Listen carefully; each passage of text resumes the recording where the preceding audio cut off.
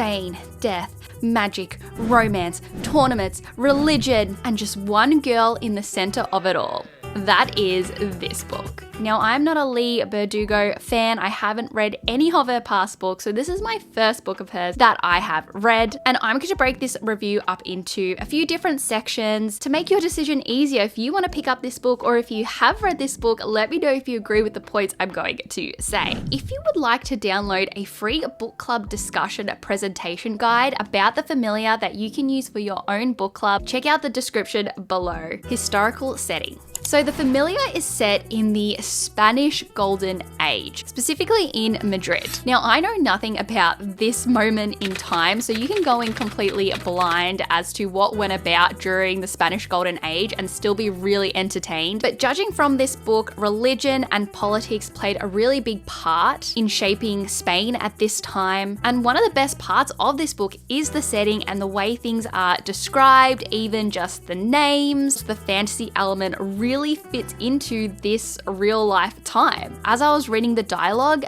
the Spanish accents were in my head, and it just really set the scene and gave the book a really distinct and unique vibe that I've never read before. So the historical setting is a massive plus for this. Our main character, Lucia. We have a main character that goes through a really interesting journey from her humble beginnings as a servant to becoming this person of interest amongst the nobility. The reason she becomes of interest is because she has magical abilities. They describe these magical abilities as little miracles. And once she gets found out, she starts to get exploited by the nobility to further benefit certain people who want to get ahead in this world. This book definitely deals with themes of status and power and money and greed. And at the beginning, what's interesting is Lucia kind of gave up. This is her life. Her life was all about just trying to survive. But when she is discovered, her motives start to change, and she realizes that maybe there's more to life than being this, and there could be more in store for her as a servant of the king or becoming more high status. But when do we start to realize something gets too greedy?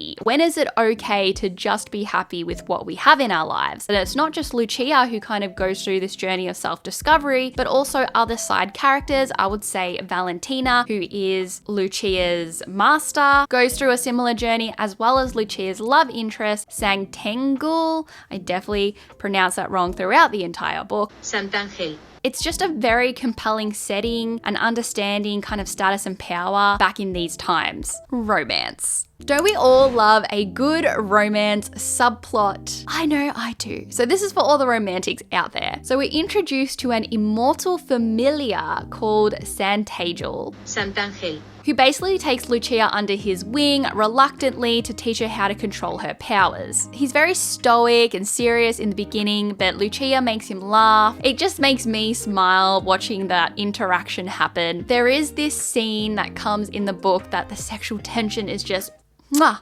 chef's kisses. And what I love is the relationship between these two definitely has a much greater effect on Santangel's arc. And so I like when a romance actually moves the plot forward and moves the characters forward rather than just being there for the sake of having a romance subplot. It also adds to the stakes and the drama. The character of Santangel has just an interesting character because of the circumstances he is in. So why not 5 stars? I gave this a 4 out of 5 stars. And the reason being is when we first start reading this book, you are drawn in so quickly. It is quite fast paced. The first 2/3 of this book are very compelling, and then it kind of just coasts to the ending. And when I was reading this in bed, I was thinking to myself, 1, when is this going to be over? And 2, how can it be over? Because I feel like there's so much to go through, but it does kind of just end. I think some people are going to like that. Some people are going to find it a little bit lacking, but I think overall the ending wraps up the story quite nicely. I think just the pacing for me and the entertainment value just wavered a little bit at the end, and I wasn't as compelled, whereas usually by the end of a book,